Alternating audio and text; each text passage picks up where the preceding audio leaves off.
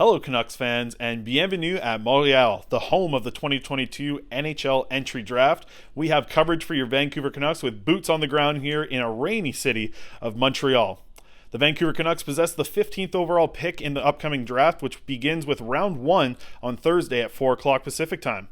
The Vancouver Canucks have a lot of different options that they can explore with that 15th pick, and I think they're going to use those options depending on how the first 14 picks go in the draft as they set up for their pick at 15. One of the options is a trade down, and a team that we're looking at is none other than the Montreal Canadiens. They possess the 26th overall pick in the draft as well as the 33rd, which puts together a decent package moving up to 15th overall where the Canucks currently sit. If you add Mikey DiPietro to the trade as a potential sweetener, you may be able to just chip away at some of those picks that the Montreal Canadiens have. They have 3 third-round picks as well as 3 fourth-round picks that could be a great boost to the Canucks draft capital.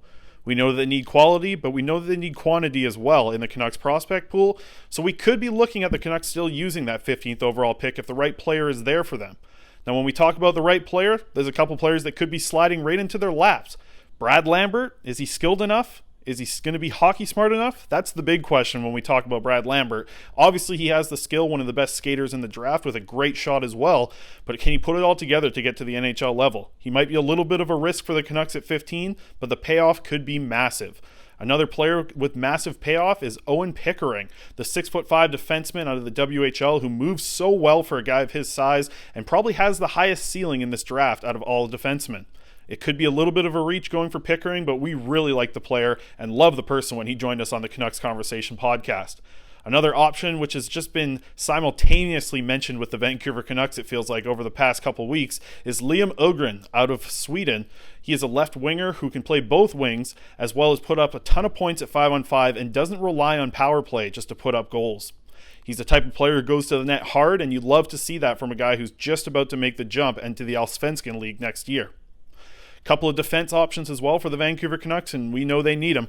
Denton Mateychuk is a good example for someone who the Canucks might be wanting to target with the 15th overall pick in the draft. He's a top 4 potential defenseman. Though he sits at 5'11" and is a left shot, it's not the perfect fit for the Vancouver Canucks, but his top 4 potential sure looks like it's going to shine and eventually grow at the NHL level. Another defenseman with high potential who might be gone by the time the Vancouver Canucks look to select at 15th is Pavel Minyakov. The 6'1" defenseman played in the OHL this past season and looks like he's not much further away from being able to make that jump towards the NHL. There's definitely a lot of options for the Vancouver Canucks, and I don't think they know what they're doing until they see what happens with the 14 picks in front of them. We'll have to wait for that to happen, and as I mentioned, the NHL draft starts on Thursday at 4 o'clock, and we will have you covered wall-to-wall with boots on the ground here in Montreal. My name is Chris Faber, and this is Canucks Army.